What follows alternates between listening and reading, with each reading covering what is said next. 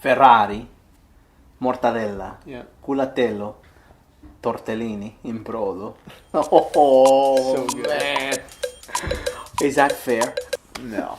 I mean, this was just one of the most food, wine, porny vacations ever. It's not fair. No, it's not. No, we live in New Jersey, and comparatively, New Jersey sucks. I don't want to be idealistic, but you hop in your Ferrari, your little vintage little La macchina. 428, and you just turn right into the most humble of little neighborhoods, right? And you have this crazy food, right? You have Right. mortadella that's, literally some of the best in the world. And they pour you a glass of, Lambrusco, and you sit there and you just live the life. I mean, that's, of course, not everyone lives like that, but that's the life that this wine reminds me of.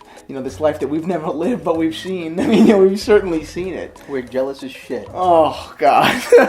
What's crazy is that people from this country that go there drive through that area. Goodbye. Goodbye. You pick up your mortadella, take a picture, and go. You think you've had balsamic? No. You've never had balsamic. What we have is insulting. I mean, they don't even recognize this stuff. Right. Can you imagine if you had a batteria of a balsamico in your name? No, it'd be the best inheritance ever. But I think we can try to recreate it. I think we can try. What is up, Watch fam, and welcome to Liquor Run. I am Christian from Theo and Harris, and you are Rolly from Theo and Harris. And today we're going to be drinking one of a kind of a cult favorite of ours. Not something we drink every day, but something that when we do try it brings us way back, right? It does. What are we drinking? We're going to have Lambrusco Beautiful. today. And it reminds us of which trip? Emilia Romagna. Damn straight. Bologna. And before we do it, wristwatch check. What do you got? I'm wearing my gold Datejust on a beautiful crocodile strap. Like a chocolate, right? Chocolate brown strap. This watch just pops with this strap. It's a rich watch. It's beautiful. I love it. I'm wearing a very similar watch. I'm wearing a yellow gold 1803 Rolex date with a Buckley dial. You know, the Romans. I love that watch. Yeah, it's a very serious dial. So we have a cool like cognac reddish strap. a cognac strap. But that's it. We're really rocking like solid gold Rolexes today for some very bizarre, gaudy, but kind of tasteful reason. Nothing. Blinging out. We're blinging out on this Saturday. But that's it. Let's get into the wine. Lambrusco. Yep. If you're as old as I am, you remember the holidays. You remember Lambrusco meant riuniti, garbage wine. there was a family actually based in Long Island, the Mariani family, who became very wealthy selling riuniti Lambrusco in America. I know riuniti Lambrusco was always at the table for my family holidays. Not good stuff. It wasn't good. It was sweet. It was cheap. Right. But it was cheap, and it was that's what they drank. Now, was it representative of Lambrusco, or was it different? I mean, in a lot of ways. Not representative of true Lambrusco. Gotcha. And it gave the area, the wine, just a bad name, yeah. 70s and 80s. And thus began the journey or the work for these small producers to show the world that Lambrusco was not riuniti. Sure. So this is a region of like signature items, right? From Ferrari, right? Then literally, that's probably the only. I mean, apart from Dubai or apart from Monaco, I mean, this is one of the most like normal, humble areas infested with gorgeous Ferraris, right? Well, it's the birthplace. It's the birthplace. It only makes sense, Yes, right? yeah. So you have Ferrari. You have the only balsamic vinegar in the world, probably. I mean, these people that dedicate their lives to aging balsamic 12, 15, 18 years. Not 6 months, 18 years. And then when you tell them that, you have balsamic, they call it piss water, because that's what it is. It's like, you know what I mean? Like, it's a dowry. It's a dowry. So first, those are two major things that Modena and Emilia Romagna are doing very right so far. Culatello, an art of itself. Culatello. I mean, they're aging this in moist cellars, and I mean, what was the Bourdain episode? They were hanging the meat there, and the wings, like Prince Henry and the Prince this one and that one. I mean, this is very, very serious stuff. Yeah. And then you've got Lambrusco, right? A funky red. Right. Sparkling wine that is just consumed in mass by everyone there with, I mean, virtually every meal. I have a feeling, and we haven't really dove into it too far yet, but I have a feeling that Lambrusco is equally as important to their culture as balsamic, as Ferrari, I mean, as Bistecca. I mean, this is a staple. No. It's in their DNA. It's in their DNA. So so this is Lambrusco Grasparosa di Castelvetro from the Barbolini family. It's a mouthful, okay, yeah. it's a mouthful. Yeah. So First of all, not to get too far into the culture behind this wine. You guys know me with wine; it's a lot about culture.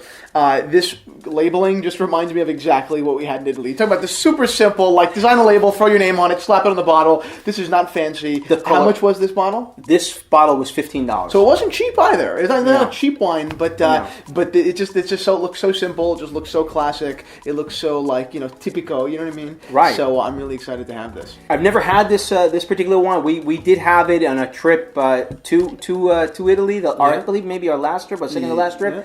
We had a lot of it in the restaurants because they were pouring it, and that's what people were having. Lambrusco was flowing. Be it lunch, dinner, maybe even breakfast. To be honest with you, you woke up a little bit late. You went to the beach, came back. I think what you'll find.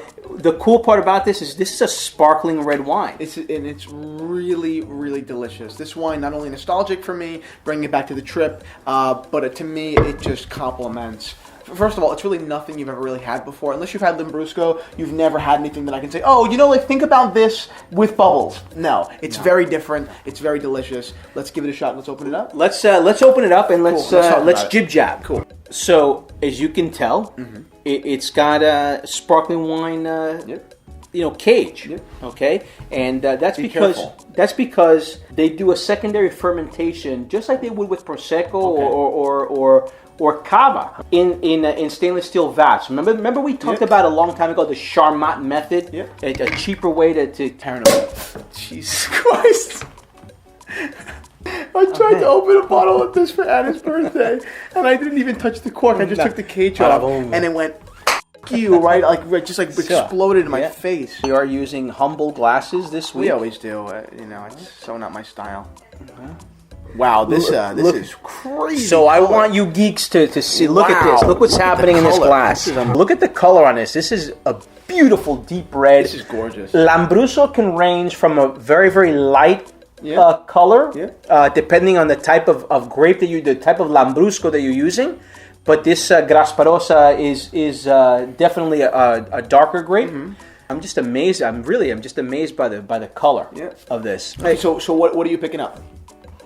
Not too much. What it does remind me a little bit of is like the scent of a Gamay, like a Beaujolais, almost like a bubble gum kind of scent to me. Not a lot more. Maybe some bright berries, but that's it. No more. Cool. Are we ready? So, are you ready? Salud. Gentiani. Wow. That's delicious. The effervescence of this wine, and it's a dry wine. But it's fine. It's dry. It's not as sweet as you would expect. I mean, this is... The Grasparosa wines will always be drier. There are others, Salamino, and there's a few others that are maybe a little bit lighter. Yep, this is so interesting because this is actually more dry than I remember. Yeah. This is good, though. Yeah, because we probably tried a different style of Lambrusco. But this wine, for sure, let's take another sip here. Let's see what we pick up. Wow. I'm running my second glass. First of all, it's so easy to drink this. So easy. I gotta tell you guys that this is tasting like a bone dry prosecco without the extra fruit. Okay, there's definitely black fruit in this wine. Yep, I said like a real dark blackberry. Blackberry, yes. It's so funny when I taste wines, it's almost like different parts of my mouth have different flavors. And right now, right in the back bottom, I have this almost like a black. Yes, juice. Absolutely. You know what I mean? Yes. Not in a bad way. It's not offensive or anything like that. It's just taste it. It's funny.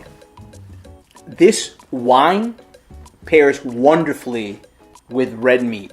Okay. You can absolutely do this with a beautiful 3-finger bistecca. Yeah. Yeah. A little olive oil on top. Salt. Perhaps a little bit of rosemary. Yeah. And salt. Sea salt. That so much. We had that how many times? Imagine that. Many times. Okay, so tell me more about the area, how these grapes are grown, how it came about, whatever you know about this. Let me hear it. Well, Emilia Romagna, which is tucked between Milan and Florence. Yep. is considered the bread basket The of breast the bread basket of Italy. So what does that mean? A lot of breads coming there out of there. A lot of pasta comes out of there. It's funny. Remember the bread had no salt in it? Remember that? The bread had very little salt. That was so funny.